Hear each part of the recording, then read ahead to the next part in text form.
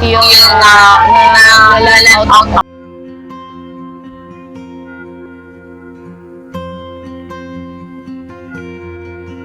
When I feel like wala akong magawa. Ano na nga bang nangyayari sa career ni Faith Nisperos habang ang mga dati niyang teammates sa UAAP at sa national stage ay tila humahataw na sa kanilang mga koponan?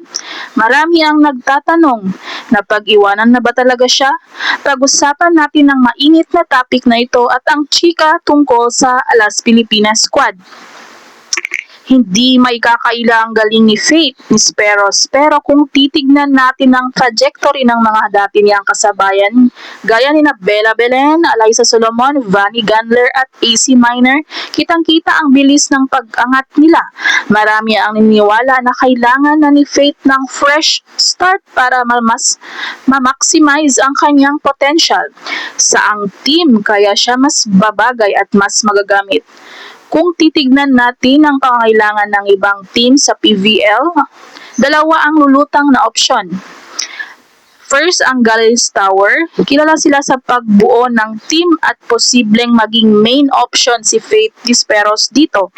Kailangan nila ng solid na scoring option para suportahan sina Aiza Maizo at Erica Deloria.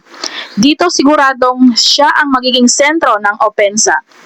Habang sa Chocomucho Flying Titans naman, isa rin itong opsyon para mas masubok siya sa ilalim ng matinding pressure.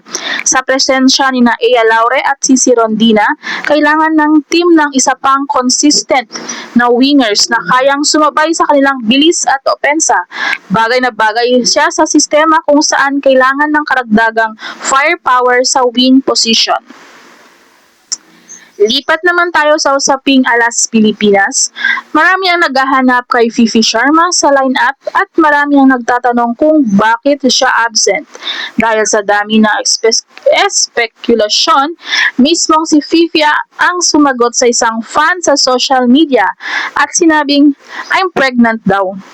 Gayunpaman, marami ang naniniwala na ang kanyang sagot ay isang sarcastic o pabirong tugon lamang sa mga marites na kumakalat tungkol sa kanya, lalo na't ginagamit niya ang salitang daw.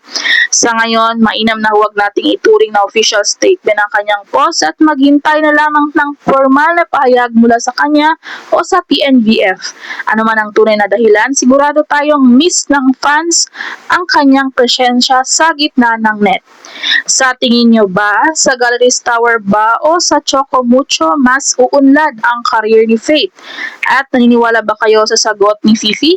I-comment nyo na ang inyong thoughts sa baba. Huwag kalimutang mag-like at mag-subscribe hanggang sa muli.